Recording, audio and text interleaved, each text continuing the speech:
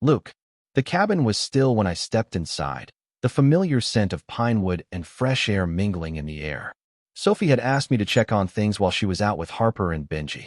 I didn't mind. If anything, it gave me a moment to breathe before diving back into the noise that came with being around them. The living room was as I'd left it. The couch, well-worn from years of use, still scattered with blankets and a few stray books Harper had abandoned during her last visit. The fire was out, but the remnants of it lingered in the cool air, a quiet reminder of nights spent together here. The place had always felt like home. It had always been a place to come back to, no matter what was happening elsewhere. I grabbed the list Sophie had sent over, mostly just checking on things, making sure the kids hadn't emptied the pantry again, and that nothing was about to go bad in the fridge. Typical stuff. I moved through the small kitchen, checking the cabinets, restocking what I could, then turned to the fridge. Half full, which meant Benji had probably gone on a snack rampage again. I found a few bags of chips and a few boxes of granola bars hidden behind the milk. I wasn't sure if he'd done it on purpose or if it was just his version of a treasure hunt, but at least it wasn't a full disaster. Once that was done, I headed upstairs, quickly checking the guest room and making sure everything was in place. The kids' rooms were fine. Harper's room was organized to her usual standard of chaos, while Benji's was, well, it was hard to know what to expect with a 4-year-old. As I took a quick look through the window, the mountains were quieter than usual, the light fading a little faster as evening crept in. I could feel the pull of the woods calling me again. But I wasn't here for that today. I dialed Sophie's number and leaned against the doorframe, tapping my fingers lightly against the wood while I waited for her to pick up. "Hey, how's it going?" Sophie's voice came through, cheerful as always. "The kids are fine. No disasters yet.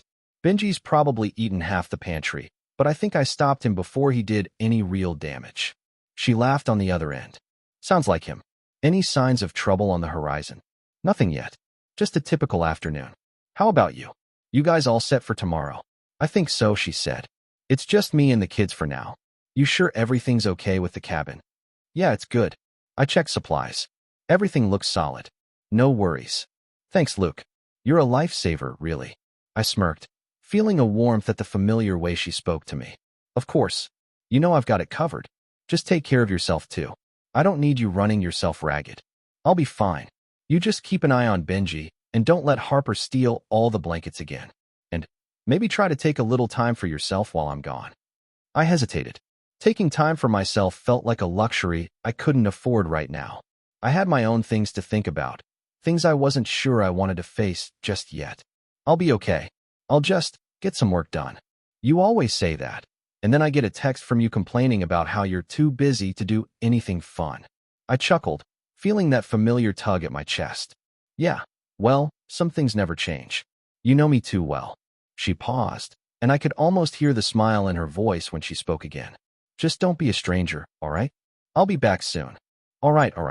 I'll try to enjoy the peace and quiet while it lasts." With that, we ended the call, and I stood there for a moment, letting the quiet of the cabin wrap around me once more. It wasn't much, but it was enough. Enough to let my mind settle, if only for a little while. I turned toward the back door, ready to step outside, the cool air brushing against my face as I pulled it open. There was something about the stillness here that made me feel at ease. Maybe it was the trees. Maybe it was just knowing I didn't have to deal with anyone's expectations for a while.